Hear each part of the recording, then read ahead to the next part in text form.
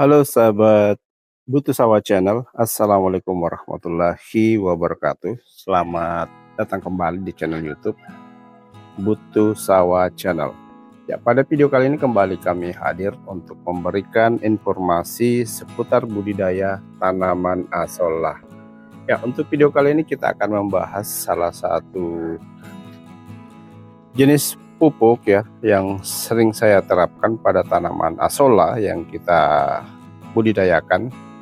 Ya, jadi di sini saya mungkin menerapkan cara pemupukan dengan menggunakan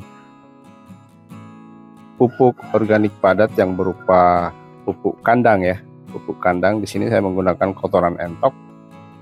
Ya, mungkin metodenya sedikit berbeda dengan metode pemupukan yang dilakukan oleh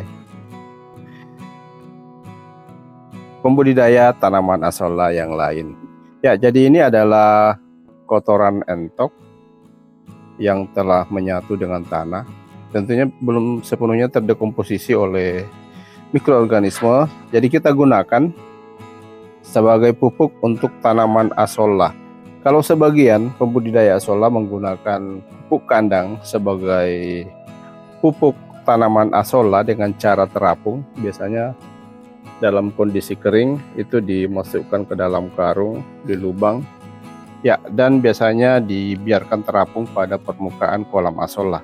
Jadi kalau untuk metode yang saya lakukan, jadi saya merendam kotoran entok yang sudah kita hancurkan, kita rendam ke dalam air. Biasanya saya menggunakan air yang memang dari kolam asollah. Ya, jadi contohnya seperti ini.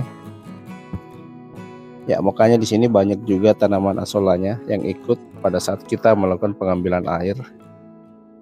Ya, jadi kotoran entok ini kita rendam kurang lebih selama 1 kali 24 jam. Ya, dan besoknya sudah bisa langsung kita terapkan. Mungkin ada pertanyaan, sahabat YouTube sekalian, apakah tidak menimbulkan rasa bau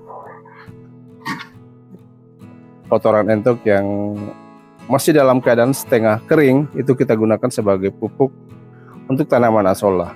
Ya, jadi mungkin saja sebagian kotoran entok ini belum terdekomposisi secara sempurna, belum terurai secara sempurna, sehingga pada saat kita berikan pada tanaman asollah belum terurai secara sempurna. Ya, jadi untuk itu dalam proses pemupukan yang saya lakukan di kolam asollah itu sering saya gonta-ganti pupuk ya. Kita selang-selingi antara pupuk padat yang berupa kompos maupun pupuk kandang, itu kita selang-selingi dengan pupuk cair organik. Ya, pupuk cair organik baik itu EM4 pertanian maupun pupuk organik cair yang saya buat sendiri seperti POC air cucian beras. Karena kita ketahui bahwa di dalam pupuk cair tersebut itu terdapat bakteri atau mikroorganisme pengurai, sehingga kita harapkan apabila ada pupuk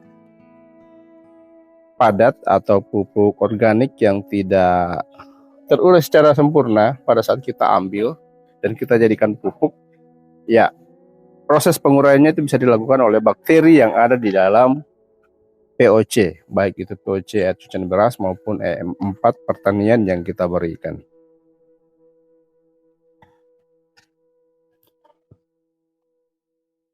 Oke sahabat YouTube, jadi langsung saja kita aplikasikan.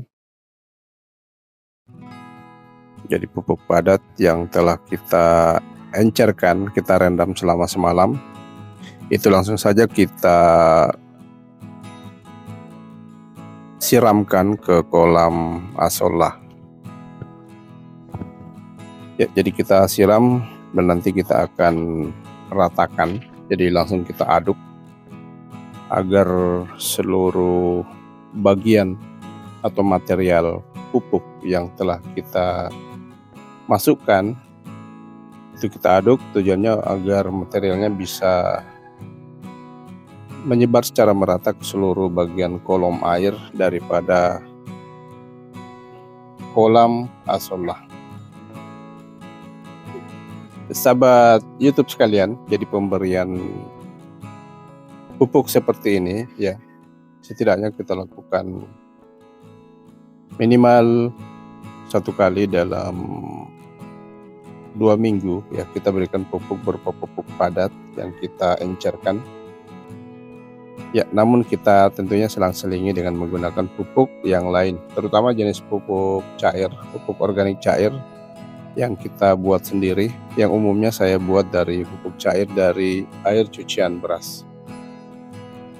Sahabat YouTube sekalian, proses pemupukan tentunya adalah salah satu hal yang sangat mempengaruhi pertumbuhan daripada tanaman asollah, di mana unsur hara yang dibutuhkan oleh tanaman asollah itu tentunya berasal dari pupuk yang kita berikan.